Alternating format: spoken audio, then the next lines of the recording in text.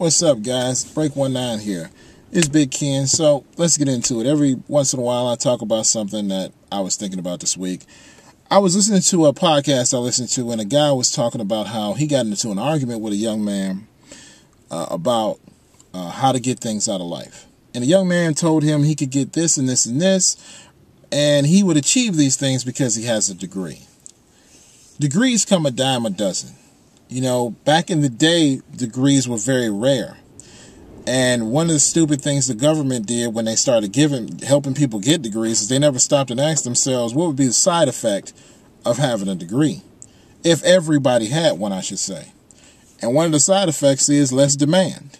Yes, we don't have as many engineers as, say, we have medical students well, not medical students, but psychological care students, right? Well, guess what? We don't need them. People keep acting like we're India, and we're not India. We're America.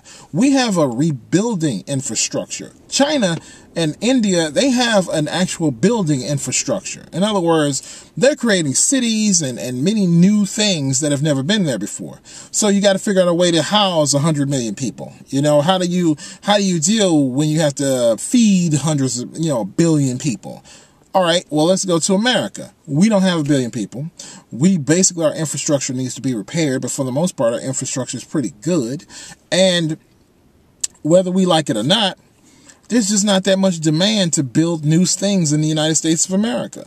Partially is because we started out on this level, so our goal now is to make a refined and longer lasting infrastructure than to make a new infrastructure. I have talked to many engineers and trained engineers to be truck drivers, which ends up happening is many of these engineers, they start out and they say, okay, I'm going to go out and become an engineer. And they find out how much education it takes and the constant learning, and they give up. And, this is what happens when people don't stop and realize you have to do what your real talent is. And then you also have to go for what your real talent is. Because no degree is going to give you shit. And just because people try to play the blank slate, like you can just go out and learn anything and become something, that's all bullshit. You are what you are. And if you want something out of life, you got to go get it. You got to go become the thing you want. That's just life. Now, I got no problem with people with degrees. I have no problem with people without degrees. But my point of view is, if you want something out of life, get off your ass and go get it and stop bitching and whining.